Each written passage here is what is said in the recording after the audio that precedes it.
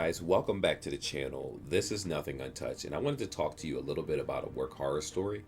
Even though I like talking about the Lord on this channel, I do feel like y'all should understand where I'm coming from.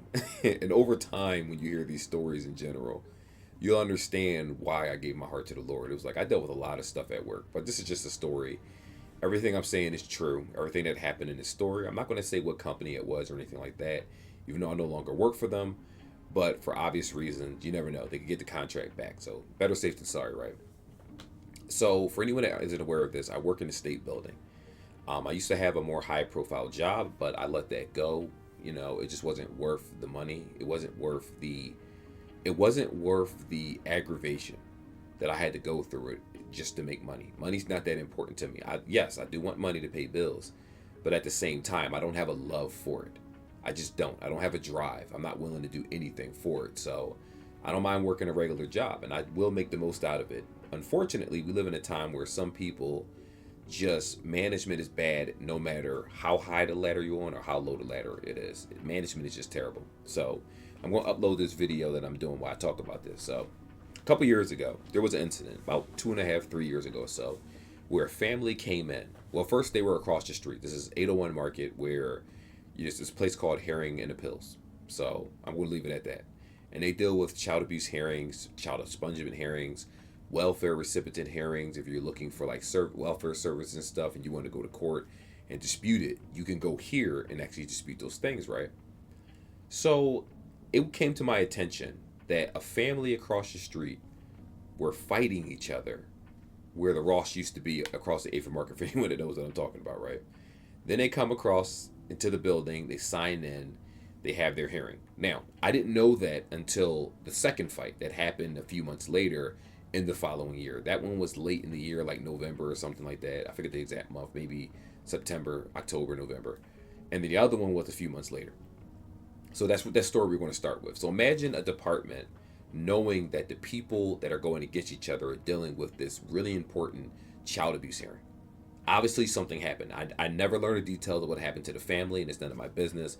But at the same time, I do believe that if you have security, that they should be aware of, separating parties in a particular scenario. So no one tells me this. This is the problem with working in the state. A lot of people are aware of the things that need to be done, but none of them are actually willing to do it. They refuse to do the jobs that they currently have, a lot of people. Or some people you never hear of are so quiet, they just stick to the job that they're supposed to do and they don't do anymore, which is totally understandable. Unfortunately, we live in a time where corporations, if they see you do anything extra, even if it just helps everyone out, they take that as a way to abuse you and then throw it in your face later on when they want to dangle their job in front of you as if, it's the only thing that you have. And some people have been working for 20, 30 years at the same job and going to retire. So it's understandable why you suffer in silence to a certain extent. But for me, I'm just not willing to do that. I'm built different. I'm willing to leave a job and do something again and start again and try over if I have to. The Lord's in my corner. He going to provide for me. It is what it is. I have to accept that, which I have, and it's been working out. YouTube's been working great for me for my primary channel, so, he gave me that avenue, and he could take it away if he wanted to. So let me make sure I do the right thing, right? So anyway, what ends up happening in this scenario is the second time this family comes in. Now, keep in mind, I don't know these people's faces because just because certain people come in doesn't mean they're going to come in for both hearings. Sometimes there's, witnesses for each hearing. So the first family comes in. It's a young lady, I guess. When I say young, she's older, probably in her 30s, if not 40s, who knows. And it was a skinny black guy and a heavyset black man. Don't know their names. Wouldn't tell you names if I did know. They sit down. Well, I told them where to sign in for the hearing. Keep in mind, I have no idea what's happening. There's no secretary in this scenario. There's no nothing. This department, when a person calls out, they refuse to bring anybody in to handle all the issues that they have. So it tends to fall on me, unfortunately, because, I was in a situation in the state where I'm delivering mail. I'm setting up video calls because I was originally hired by the PUC to do something different. But that job description kept going because I ended up actually going with Securitas at the time with the contract. Building management wanted me to stay. They liked the work that I did, so they didn't want me to leave the building. Plus, I didn't want to look for another job. And this one had, I kept my health insurance and stuff like that. And health insurance is very expensive, so, and it's not a stressful job, so I kept it, right? But when you're working under another company, under another structure, and you lose that freedom to take your own lunches, to do things differently, you notice how depressing it actually can be. But anyway, back to the main topic. I don't want to just ramble too much. The other people come in. Now these guys come in, younger men, and again, I'm not here to judge people. I've seen people with tattoos on their face, all types of piercings and stuff, and they were the nicest people in the world. So you should always, you should have discernment to be like, there's danger, but at the same time, understand that that energy isn't towards you. So I talk to these young men. They come over to my desk. There's nobody to guide them. I'm the person guiding them, how to sign in. I don't know that this hearing's even happening.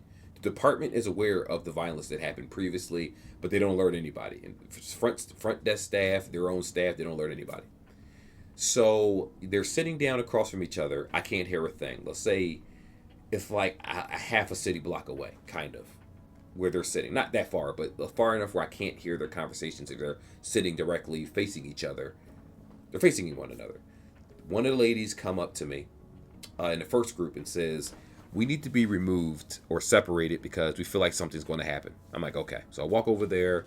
I'm very cordial. When I'm at work, I make sure that both parties understand that I don't have a stake in any of your issues. I make it blunt, but I also make it in a way where it's like I'm sympathetic to what's happening, but at the same time, again, I don't know any of your issues. So if something happens or if you argue, I generally don't know why you're here. So I explained to them, hey, who wants to be separated? I heard there's some animosity toward you two families, and I don't want anything to happen in this lobby, right? You're here for a courtroom for a reason, so let's just get this hearing over with. Who wants to go to the back? I'll let the judge know that you're here so that no parties have to deal with one another. They're cool with that. They're like, absolutely. The other guy's like, it's fine. The party that arrived before me said they want to go to the back. Cool. So as we're walking toward the back, we're passing the elevators. The skinny black guy yells something. He calls them pussy, and they look, and I look, and in my mind, I'm just like, why would you say that? Keep in mind, these young men are like 200 something pounds, 6 feet, the smallest one. They're tall, they're huge. They're some big dudes, right? This guy that said those words got to be at least 145 pounds, soaking wet. You can see his bones through his hoodie. That's how skinny he was, right? And I'm not a big person myself. I'm like 167, but at the time I was a little fat. I was a little chunky. I was like 200 pounds at the time. So as I'm, having this conversation with them, I'm like, listen, let's get to the back. The young men stand up. They don't walk toward me, but they stand up. He takes his hoodie, slams it on the ground, the guy that yelled, and it's acting like he wants to go toward him. So I step in front of him, put my hand in front of him and say, listen, this court case is happening because y'all both are here. You need to go to the back, sit down. I will talk to blah, blah, blah, trying to smooth things over. But unfortunately, and I have to say this, I don't know if you guys ever know what a nigga moment is, but a nigga moment is something that was created in the Boondocks, where it's when two rational black men get into a point or a situation where something happens and it completely flicks their switch. Now, this guy isn't rational. Let's be perfectly clear. I'm just explaining what that is. You can't reason with Neanderthals and savages. And I'm not saying that because of his skin color. I'm referring to the demeanor of how some people are. There will be times in life where even no matter how smooth of a talker you are, no matter how right you are in a situation, even if you're not even the issue, you're just an innocent bystander. Some people feel the urge to just cause violence because that's what they know. That's what they grow up with. And you need to learn how to deal with that very early in your life, because not everyone is going to deal with you the same way you think. What you can get away with your family, the world may not accept. And it could cost you your life one day. I'm just going to say that. But anyway, what ends up happening in scenarios, the young men stand up, they start walking toward us now. Didn't run, started walking. So the big guy that was with the original party with the female and the skinny dude gets up, he starts walking. I put my hand on his chest. He's trying to brush past me. I put my hand on his chest. None of these guys are tough. You can tell that none of these guys can fight. There's no training whatsoever. I can take them myself. But obviously, being in this building, I'm security, you know what's going to end up happening. They're going to blame somebody else for the issues that they cause and try to make money. This is the mind state of these type of people. Some people see a dollar or opportunity, and they always use that opportunity. That actually came up later in this conversation. But here we go. So as they're trying to push past me, yo, I'm gonna F you up, yo, yeah, talking to the guys, right? They're like cat scratches and scratching me and stuff. I'm just like, they can't fight, they can't swing. But I don't want to get beat up just because to save these guys. Sometimes in life, when you try to help people, it backlashes and you get caught up in the feud. So what happened, I kid you not. So the guys behind me were now standing behind me. I'm not facing them. They tap me, and I look, and he looks.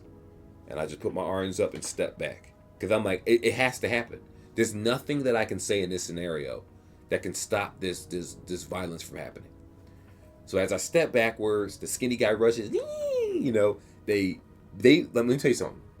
They beat him up. I can't even tell you exactly how it happened, even though I've seen it with my own eyes. I still can't tell you how quickly they gripped this guy up. It was like a paper bag being swung around in the air. They knocked him to the ground and stomped him straight up. WWE stomped him, like when a rock gets stomped by a bunch of people and they're like all like the one's holding the ropes and they're stomping him back and forth and he's just dying, like they're stomping him. We're talking like if this was straight up full leg up here stomping him, and I'm just like, my God, like it looked painful. I promise you it looked. I felt his pain, how badly this guy was getting stomped. So what ends up happening is the big dude tried to come over here, the older man. They smack him a couple times. They didn't really beat him up. He fell over. Oh, I'm old and crippled. And he lost his glasses. That was in for him. So you would think that was enough, that they stomped him. No. They dragged him down the hallway to the chairs where they were originally sitting, put him in the corner, and start wailing on him. We're talking like 3 guys beating the crap out of this guy. Now, from my understanding, somebody got touched in that scenario. So I don't know exactly what happened. I can't say who I blame, but I would assume that the side that was winning was the ones that were mad. So after, the incident happened, he's crying in the corner. He's breathing hard, asthma. At this point, I skipped this part. I called the police once, explained to them what was happening, called them back a second time. And I'm like, y'all need to get here immediately. Like, this guy is getting beaten half to death. Like, I'm not even gonna hold you. I'm not helping him. And they were like, well, can't you break it? I'm like, I'm not doing a thing. I'm not risking my life for a guy that I tried to save when he walked back toward the scenario and decided to get his ass whooped. That's exactly what I said. And I'm sure that conversation has been recorded in police logs, right? And, you have people recording it. Oh my God, what's going on? Just instigating, right? Running back to their department to get other people. Nobody seemed to want to call the police or help. Why is it that in these scenarios that people just don't want to call the police? They don't want to assist in that way, at least. You want to watch it. You want to see terror. You want to see horror happen. You want to be a part of it, but then act like you're sympathetic in the end, right? So the management for that hearing department comes downstairs. My old supervisor comes down. Other people come. The cops come. Everyone's having a conversation in front of my desk, right? Because my desk is in the lobby. And the entire time I'm just thinking to myself, he's been asking for an ambulance this whole time. Nobody called the ambulance, so I called it myself. All right, ambulance comes. Yo, where's the ambulance? Oh, we don't know where it's at. I'm like, well, should y'all figure out where it's at? So I call downstairs. Hey, had the ambulance come? Yeah, they've been downstairs for like 15 minutes. What? They've been downstairs the whole time. Y'all never send them up. So you got downstairs that won't send them up to the floor unless someone tells them to. It's an ambulance for a reason. You would think that there's a level of common sense where a person says, if you order a ambulance, do you not understand what they're for? They're for emergencies. But you have them sitting down there for 15 minutes. All right, 10, 15 minutes. I go downstairs, grab the ambulance, bring him upstairs to see the guy. He asked for them. Don't you think that that's a liability if you guys don't allow him to see the ambulance? Now, keep in mind, I'm just skipping past this part real fast because I took him to a back room where they were supposed to be separated. The ambulance took care of them, wrote their statement and stuff like that. They end up leaving. He stayed, or his beating wasn't so severe that he couldn't walk or anything because he was fine. But keep in mind, this is how people, especially women, fabricate lies. And it's unfortunate that we live in a society where we believe women for some reason. I think that we should believe people based on evidence. I think investigations should be done, not blind belief. So the woman that was originally with them, I actually skipped this part on purpose. She actually tried to bomb rush the guy that was beating up the guy, and I grabbed her and said, absolutely not, stay out of here. You're not hopping in this. I'm not, we're not playing the victim card, because you're going to get smacked up, and then these guys are going to go to prison for what your person actually instigated, right? So they're at the cops, arrest them, they committed crimes, they beat him up, right? And I'm just sitting here like, that's not what happened. That's literally not what happened. A fifth person comes off the elevator. They were parking the car. They were a part of the group that beat up the guy, right? The cops walk over to him, arrest him. And they place him in front of my desk. So his butt cheeks is right in front of my face. He's looking at me like, yo, what's going on? I'm like, I don't know why you got arrested. So I speak to the cops. I'm like, I don't know why you arrested this guy. He wasn't even here this entire scenario. You're arresting somebody that wasn't present for this entire scenario. So no matter how many questions you ask them, they can't answer your questions because there was never a conversation in between. There were no cell phones being pulled out for the two parties that was involved. There was nothing that happened. Here go the cops. You be quiet. Black cops, of course. I'm not trying to use race for an excuse, but they weren't very understanding. Let's put it that way. You know how they say kinfolk and all this nonsense? Listen, if a person's sensible, they're going to be sensible. It had nothing to do with the skin color. Y'all can keep believing that nonsense if you want to. It's going to get you in some very sticky situations. But as long as you're cordial to the people that need to be and you're understanding, someone is willing to listen to you. So the one cop, I saw him. He was wearing glasses. He was white. He was wearing glasses like me. And it didn't seem like he was really involved in the scenario. It felt like the other three cops that were there, or two cops, I think it was three of them, were trying to assess the situation without asking anyone any questions. So I called the police and witnessed everything. You don't want to speak to me. You're talking to the person that's the alleged victim that's, crying hard to get. But I'm telling you, that's not actually what happened, even though I was there for the whole thing. They don't want to listen. So I speak to the cop with glasses, pull him to the side, explain to him what happened, and say, if you listen to what these guys have to say, they can tell you exactly what the conversation is. So I walk down there with them. They explain everything. They're not hyped. They're not breathing hard. They're not belligerent. They're not yelling. They're not screaming. They explain exactly what happened. They explain why they were at the courtroom, which, again, I can't spoil that. I didn't know at first, but I knew after the fact, right? I'm just trying to give you the timeline. So excuse me if I'm saying stuff and it's not matching up, but I'm just trying to give you the timeline of how I discover stuff along with everybody else. And he comes back and says, no, actually ABCD happened. And the cops instantly like, really? And the girl was like, no, it's not true. I'm like, it actually is true. She tried to fight with him too. I'm like, she's lying. She's crying now because she wants these guys to get arrested. But the reality is they're the ones that started the fight. And they looked at me, her instant fake Puerto Rican tears disappeared right away, Dominican tears. And, she started being her true self, when she started talking and saying how she can't stand those guys and they did this and they did that and cursing, right? And it's like, yeah, your crocodile tears won't win in this situation, especially when there's witnesses that are willing to say something. And it's just crazy to me how you can have so much management, building management, supervisors of different departments. None of you guys seem to have come up with a solution to solve this problem. I wrote up the report. I did everything that I was supposed to do, right? But here's the kicker of the whole scenario. So after this is all said and done, I get a candy bar with a I'm not lying when I say this. I get a candy bar with a note. Remember, the reason I keep this job because incidents like this don't happen often. But the job is so incredibly easy that it allows me to be able to run my YouTube business pretty much stress-free, do this job, talk to people, stuff like that. Super easy. I don't take any of this home with me, and then I just go home and I'm cool. The job is easy.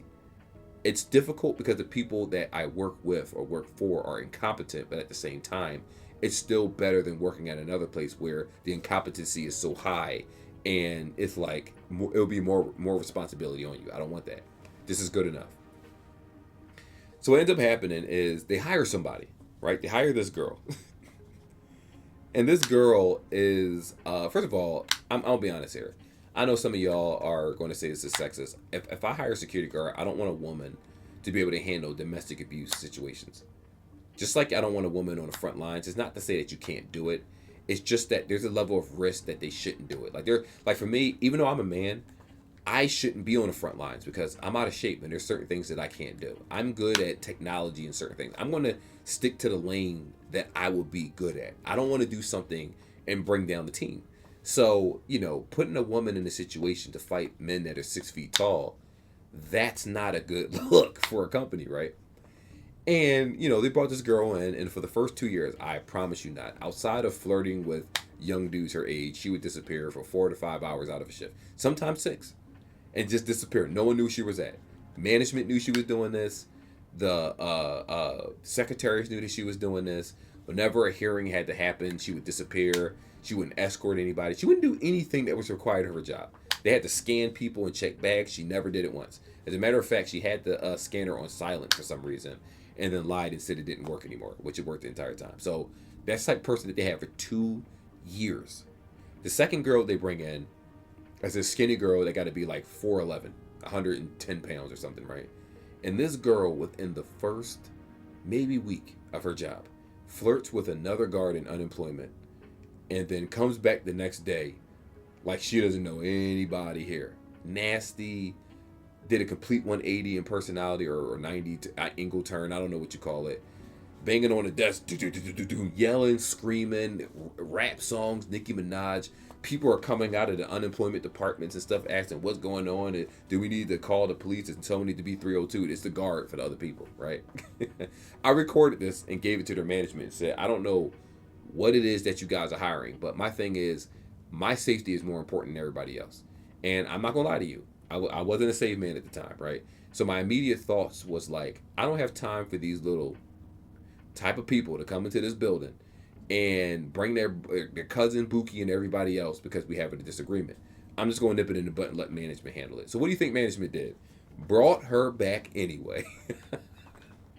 So I'm just like, you guys won't even do the job of bringing competent people in order to do this work, right? So they finally get rid of her because the building or whoever it was said they didn't want her anymore.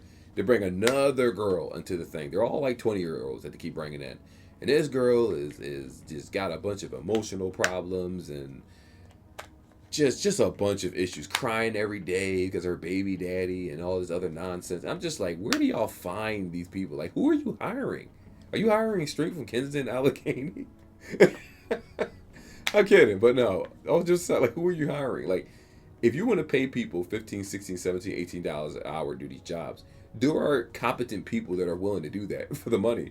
And they can study or do homework or whatever it is at this type of job. And when a situation arises or someone signs in, they can just put the book away and then say, hey, good morning, how you doing today? What are you here for? The hearing's over here. You know, it's like when you practice a job enough times, you learn it inside out, the people that you work with, the different departments. That's the type of person that you need for these type of jobs. You don't need a new guard every single week, right? Now, with that being said, I need you guys to understand that I'm going to say within the last 2 months, I'm going to be generous and say 2 months, the people that used to come in and check on their guards, right, they didn't know how to contact the person they signed the contract with. So imagine you sign a contract with, I don't know, unemployment. You don't know the number to the boss for unemployment. You don't know the number to the, I keep looking over here. I'm just using the camera used to be in over here. You don't know the number to the people that you're contracted with. You don't know the secretaries' names. You barely even know management's names. So I actually took them upstairs one day and knocked on the door and took them directly to who they needed to. And I was just like, and they were like, oh, thank you so much for doing it. I'm like, I didn't do this, because I'm very blunt at work. I said, I didn't do this to help y'all. I did this because I'm tired of having to do the job that you hire people to do, and I'm not getting paid for it. And I'm very blunt when I'm at work. And it's just like, I'm not going to play semantics with a bunch of people that are incompetent. If you're doing something and you're causing me strife and it's not in my job description, I'm going to let you know that. It's not that I'm not willing to help. I'm not willing to be taken advantage of. There's a difference. So all in all, they did finally put a guy there, and there is another girl they put in there from time to time, and she's just on the phone having full-blooded conversations, sitting by the charger outlet, talking on the phone, having ghetto conversations and stuff. Yo, mommy told me to do this. You know, that type of conversation, right? And I'm just like, yo, they don't care, man. Some of these corporations just generally don't care about who they hire. They're not concerned about quality. They're not concerned about nothing. And the reason why they can't hire decent people is because any decent person that works these jobs understands how bad the management is. I understand it too. But the reason why I'm there is because I'm in a 32BJ union. And the insurance is important to me. And if something happens, at least I have the union's power to be, well, they're doing a new contract right now, but I had the union's power to be like, hey, I got ABCD information. This person is saying this. Is this a part of policy? I can talk to my job. I can talk to them. I don't think my job has my back, to be honest with you. But nevertheless, I'm going to do everything within the legal means because I understand what it means to have power. I'm going to use it to my advantage, not to, for nefarious reasons, but you should always be caught up on the policies and things of the job so that if something was to happen, you can get your unemployment or you can sue them or whatever it is, and you can make that money because I'm only interested in working.